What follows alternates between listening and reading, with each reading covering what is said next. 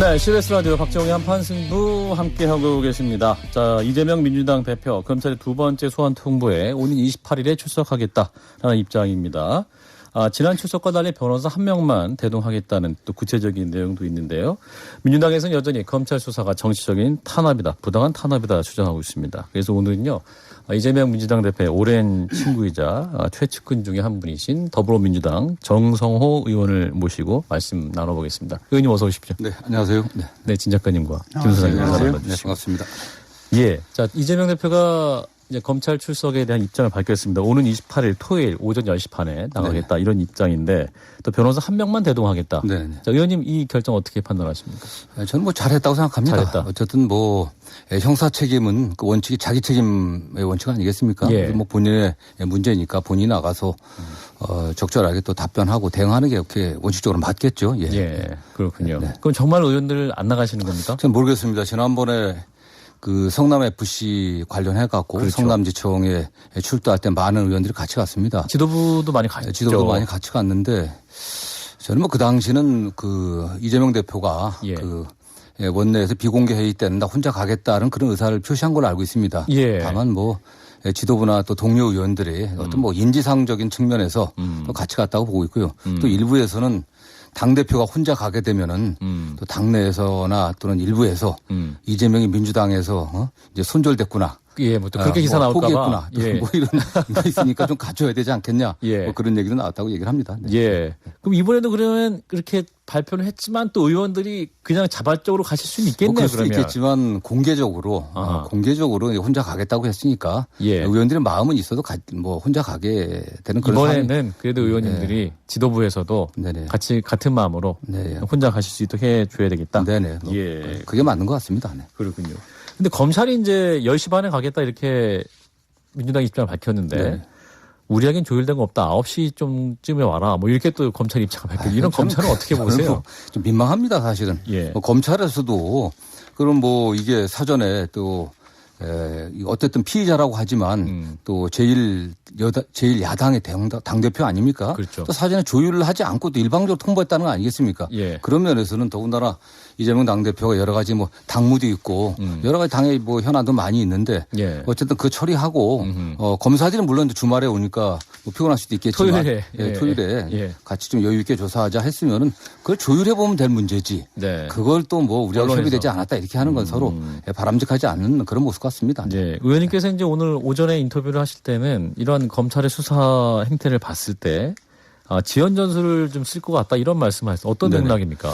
저는 뭐 어쨌든 민주당이 일반적으로 현재까지 정치 탄압이다, 정치 보복이다 얘기를 하고 있는데 어쨌든 저는 뭐 그렇게라기 표현하기보다도 굉장히 정치적 의도를 갖고 수사하는 게 아닌가라는 생각을 합니다. 통상적인 수사와는 좀 다르게. 그 정치적 의도라는 게 결국엔 내년 총선 때까지 이재명 당대표 문제에 관련된 이런 여러 가지 사건들을 그때까지 끌고 가려고 판결이 확정되지 않게 하려고 하는 그런 의도가 있지 않은가라는 생각을 하고 있고 그런 의미에서 수사도 상당히 천천히 하고 있고 그다음에 기소 여부도 상당히 천천히 하고 있는 게 천천히 하려고 하는 게 아닌가 그래갖고 총선 전까지 이게 1심 판결이 나오지 않게 하려고 하는 그런 의도가 있다고 저는 의심을 좀 하고 있습니다. 그럼 그렇게 말씀하시면 최근에 나왔던 뭐 다 병합해서 한 번에 구속영장을 청구할 것이다. 이런 것에 대해서는 별로 저는 그렇게 해야 된다고 보고 있습니다. 이 사건들을 이게 이재명 당대표 문제라기보다도 일반 국민의 입장에서도 여러 사건이 병합되어 있다 그러면 되게 한 수사기관으로 모아서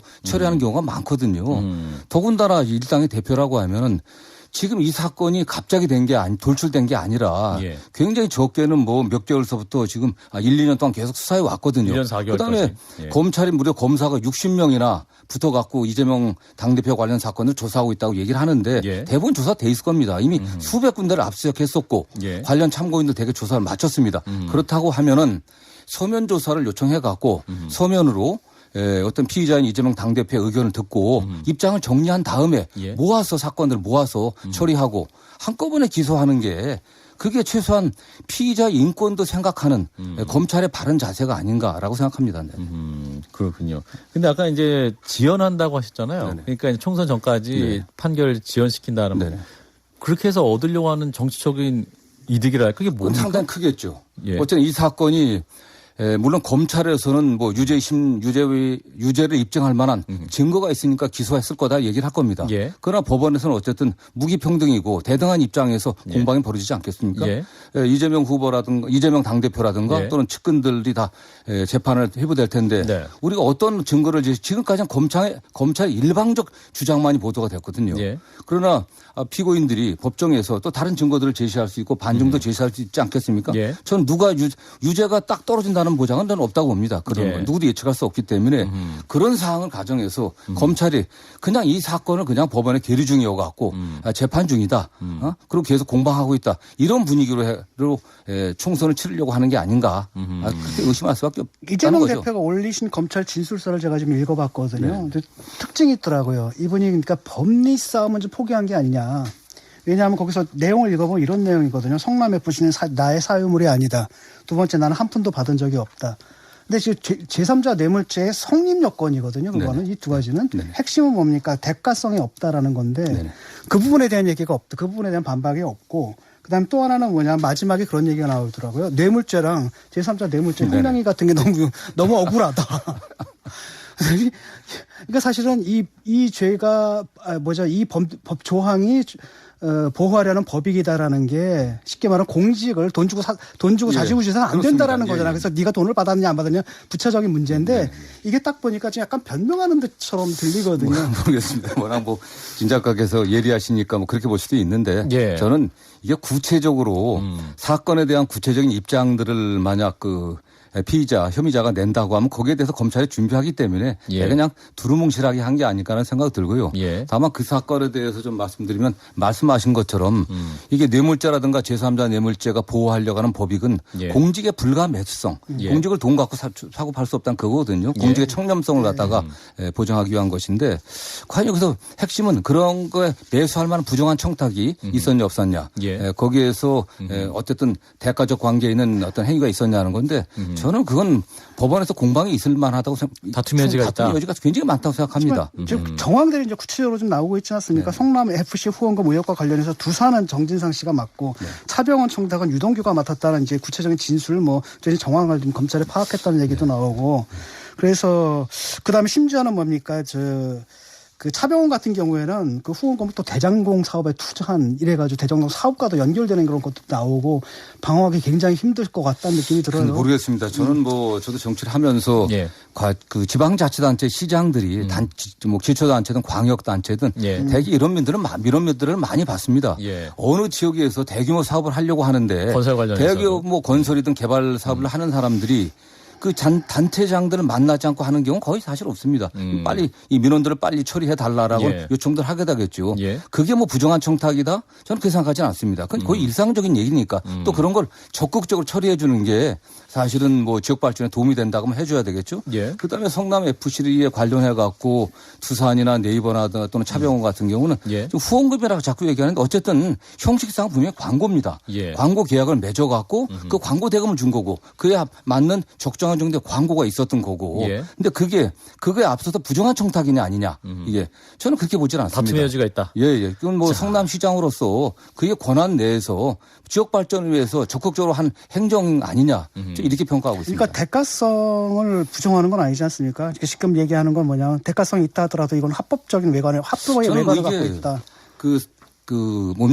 차병원이나 또는 두산에 관련해서도 참모들이 정진상이나 김용이 어떻게 했다고 얘기를 하는데 대개 그래요. 과거 보면은 시장들이 어디 지역의 시장이나 도지사들이 이렇게 후원해줘라 또는 광고줘라 이런 얘기 직접 안 합니다. 밑에 있는 사람들이 하는 건데 그게 사실은 시장이 지시했다든가 이렇게 됐다고 하면 또 문제도 있을 수 있겠죠. 그러나 저는 이재명 그 당시 성남시장이 그런 식으로 구체적으로 이거 좀 우리가 잘 뭔가 도움을 줬으니까 이걸 후원할 수 있게 받아라. 이렇게 했을 가능성이 좀 없다고 봅니다. 어제 이제 또 이재명 대표가 KBS 9시 뉴스 인터뷰에 나오셔가지고 그 변호사비 대납 관련해서 이거를 또 기소하면 미친 짓이다. 그러니까 대체 누가 누구에게 언제 어디서 어떤 방법으로 얼마를 주었는지가 단 한 개도 밝혀진 게 없다. 이걸 기소하면 미친 짓이다 이렇게 또 강하게 또 말씀을 했더군요. 이 부분은 어떻게 보십니까? 저는 제가 그 언론과의 인터뷰를 통해서도 그 부분은 확실히 무죄일 거다라고 저도 여러 번 얘기를 했습니다.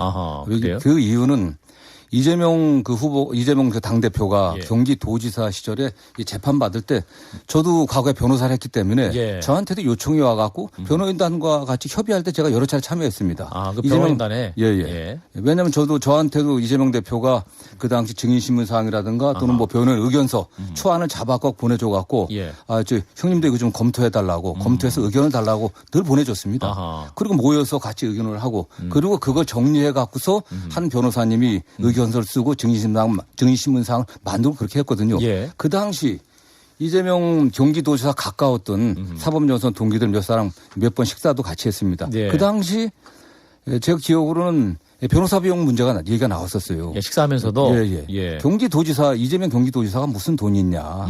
우리가 어려운 줄 아는데 예. 그래도 30년 이상 된 다 지인들이고 동료들이었는데 예. 좀 도와주자. 무료로 해주자. 이런 얘기도 나왔습니다. 예. 그 당시 제가 기억하고는 이재명 도지사가 그래서는 안 된다. 이거 돈은 변호사 비용을 적절하게 지급해야 된다. 예. 그렇게 했고요.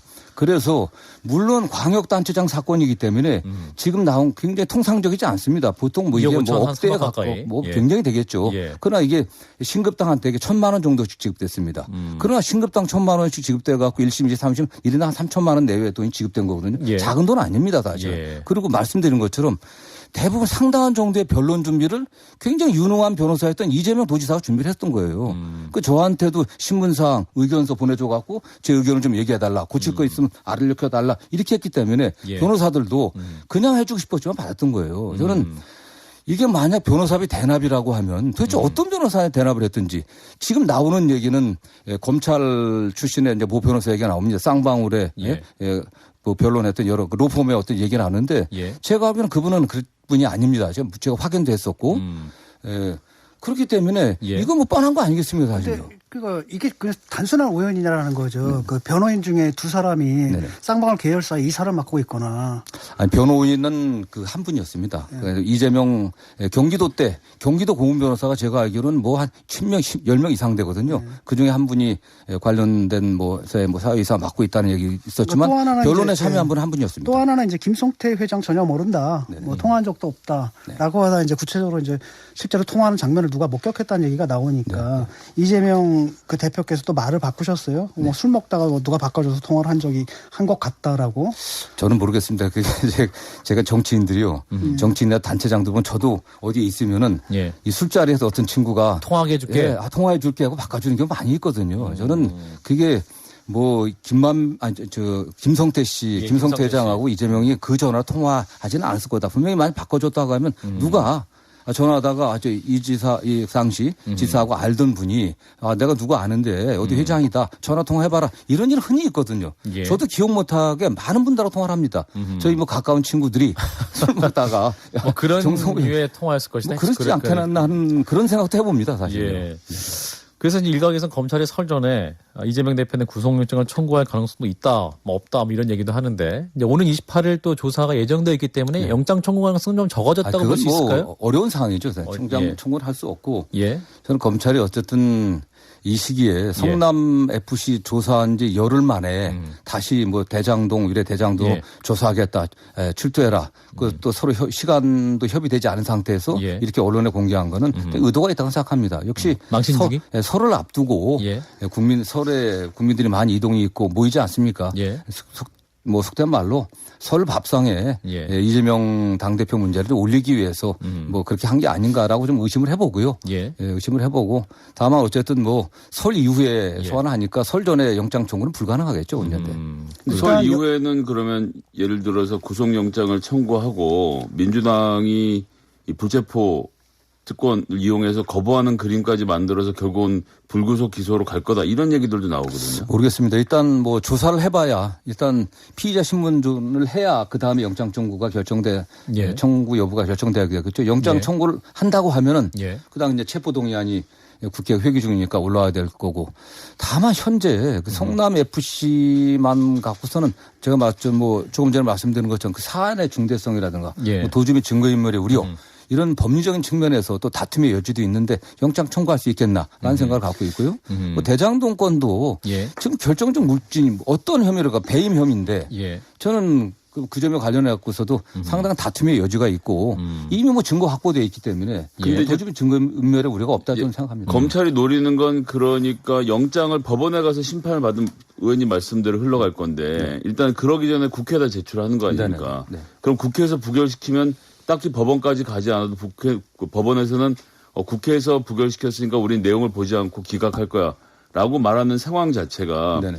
검찰에게 유리한 상황을 만들어가려는 의도가 아니겠냐 이렇게도 보는 사람들이 그렇죠. 있더라고요. 예, 예. 그렇게 해갖고서 국회에서 어쨌든 네. 체포동의안이 부결된다고 하면은 다수 야당이 이 방탄국회로 갖고서 했지 않겠냐는 그 방탄 프레임을 씌울 수가 있겠죠. 방탄을 안 하면 되지 않습니까? 왜냐하면은 뭐 국회의원의 불체포 특권 폐지하겠다라는 게 이재명 대표 본인의 공약이었잖아요. 네네, 예. 그런데 본인이 적용이 되니까 일단 그 공약을 버리신 것 같아요. 네.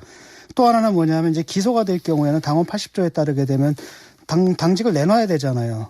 그런데 이제 예외 조건이 뭐 최고위원인가 거기서 얘기를 하게 되면 된다는. 이거 사실 근데 셀프 면책이 되거든요, 이 경우에. 네, 저는 그 불체포 특권이 의원들 저도 늘 뭐 대부분의 의원들이 총선 때 여야 정당뿐만 아니라 의원들도 국회의원들 특권을 폐지하겠다, 포기하겠다, 불체포 특권, 면책 특권 포기한다고 하지만 사실은 헌법 개정사항 아니겠습니까? 헌법을 바꾸지 않는 이상은 지금 포기할 수가 없습니다. 어쨌든 국회 오게 되면은 그 판단은 의원들이 어떤 그 헌법적 양심에 통해서 판단해야 될 문제 아니겠습니까? 그러니까 헌법 개정이 아니다 하더라도 자기들 스스로 포기할 수 있는 거잖아요.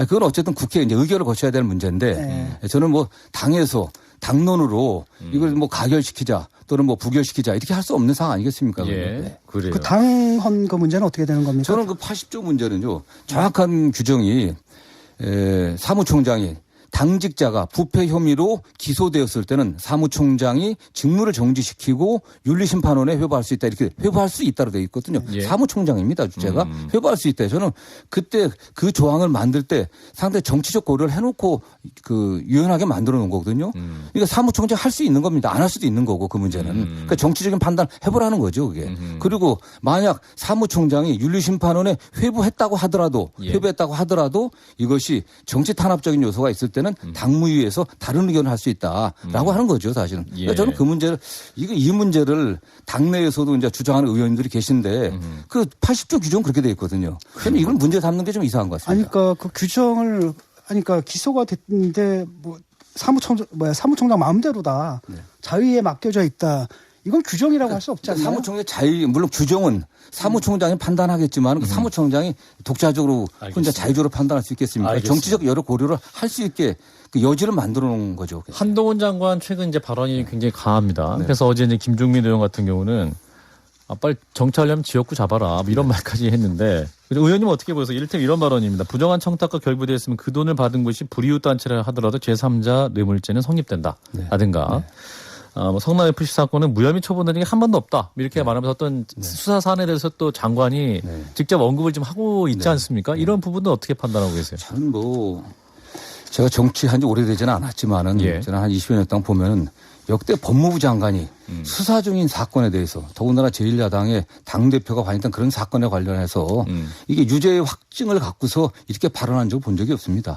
대개 검찰총장이나 법무부 장관이 검찰총장도 국정감사 중에 수사에 관련해서 아무리 물어봐도 그 수사 중인 사건이기 때문에 대답 못한다 이렇게 얘기합니다.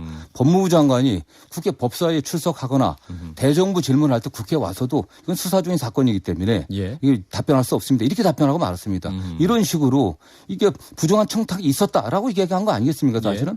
그게. 이렇게 말하면 수사하는 검사들 입장에서 어떻게 드릴까요? 저는 이건 당연히 법무부 장관이 거의 공개적으로 수사주의하고 있는 거 아니겠습니까? 구체적인 사건에 관련해 갖고 가이드라인을 제시하고 있는 거죠. 전 이래서는 안 됩니다. 한동훈 장관이. 저는 그건 아니라고 봐요. 그러니까 이재명 대표 측에서 자꾸 이상한 소리를 하잖아요. 나는 뭐 성남FC는 사유물이 아니다. 나는 받은 게 없다. 이것이 법리적으로 말이 안 된다는 것을 법무부 장관이 법리를 지적을 해주는 거거든요. 이게. 그다음에 실제로 그 민주당에서 그런 식의 프레임을 짜가지고 지금 옹호를 하고 있잖아요. 근데 제가 볼 땐 법리적으로 말이 안 되는 거고 법무부 장관으로서 당연히 국민들이 헷갈리니까 이 법리를 정리할 필요는 있는 것 같고 그다음 또 다른 한편으로 성남FC 사건 이것은 사실관계인데 민주당에서 거짓말하거든요. 무혐의 처분 검찰이 할 수는 없잖아요. 경찰이 할 수는 없고 검찰이 하는 거잖아요. 실제로 경찰에서 보냈고 검찰에서 재수사를 요청한 거고. 마무리해 주실 시간이 없어서요. 아니 이게 어떤 것도 유죄가 확정된 게 아닙니다. 이게 우리 헌법 분명히 유죄 확정 판결이 있기 전까지는 다 무죄 추정인 거예요. 예. 검사가 입증해야 됩니다. 피의자가 예. 입증하는 게 아니에요. 예. 피의자 입장에서는 나 죄 없다 당연히 얘기할 수 있는 거죠. 그 피의자의 당연히 고유한 권리 아니겠습니까? 방어권적인 차원에서. 근데 그게 네. 무혐의 처분된 적이 없잖아요. 네. 근데 왜 꼭 처분됐다라고 거짓말을 하냐라는 거죠. 그러면서 뭐 약간 뭐 착오가 있었던 것 같습니다. 예. 자, 이제 이재명 대표가 신년 기자회견에서 민생에 매진하겠다 말씀하시면서 기본 시리즈를 말씀하셨죠. 자, 이 기본 시리즈에 대해서 의원님 어떻게 평가하시는지 이 말씀 듣고 마무리하겠습니다. 예. 좀 뭐 어쨌든 국민들이 이재명 대표가 경기도지사일 때부터 기본에 예. 대해서 많이 기본소득. 들었는데 예. 물론 그 의도는 굉장히 좋았고 예. 좀 필요한 일이라고 생각합니다. 그러나 기본 시리즈라고 네이밍한 게 이름 붙인 게 적절한지는 조금 저도 의문이고요. 예. 다만 지금 민생이 굉장히 어렵지 않습니까? 예. 지금 뭐 이제 본격적인 경기 침체라든가 민생의 어려움은 이제 본격적으로 아직 시작도 안 했다는 얘기하는 분도 있습니다. 그렇죠. 올해 상반기가 굉장히 어렵다고 얘기를 하는데 예. 지금 정부 여당이 아무런 민생 대책을 내놓고 있지 않고 있습니다. 지금 뭐 당권 투쟁에만 몰입해갖고 윤심이 어디가 있냐 이것만 싸우고 있잖아요, 사실요. 예. 저는 야당이 저는 뭐 1월에 방탄국회를 열었다고 하지만 사실 여당이 1월에 국회를 열었어야죠. 지금 추경 30조 얘기를 하는데 대개 그것이 민생 예산들입니다. 예. 왜냐하면 지금 고금리 때문에 아하. 지금 저신용자들 전월세 대출 받은 분들 굉장히 심각하기 때문에 그거에 대해서 지원해 주다는 거 아니겠습니까? 네. 여당이 해야 돼요. 예. 근데 정부 본 예산이 통과된 지 얼마 안 됐는데 왜 추경이냐고 또 여당에서 얘기를 하고 있습니다. 아하. 원래 여당이 추경을 하자 그래야 되는데 아하. 작년에도 2월에 추경했었습니다, 사실은. 그리고 윤 대통령이 취임하자마자 돈 하나도 없다고 얘기하던 기재부도 오케이 해갖고 50조 추경을 또 2차 추경을 했습니다. 그랬었죠. 예. 지금 해야 될 때예요, 사실은요. 지금. 예. 저는 일하자. 그렇기 때문에 좀 그 면에서는 뭐 여야의 문제가 아니라 정말 민생을 생각하는 문제에 있어서 좀 빨리 여야가 합의해갖고 이런 점에서는 좀 국민들을 안심시킬 수 있는 그런 노력들을 해야 된다고 보고 있습니다. 알겠습니다. 네, 오랜만에 모셨는데 많은 말씀 해주셨어요. 자, 더불어민주당 정성호 의원이었습니다. 고맙습니다, 의원님. 감사합니다. 좋아요? 구독! 알림 설정.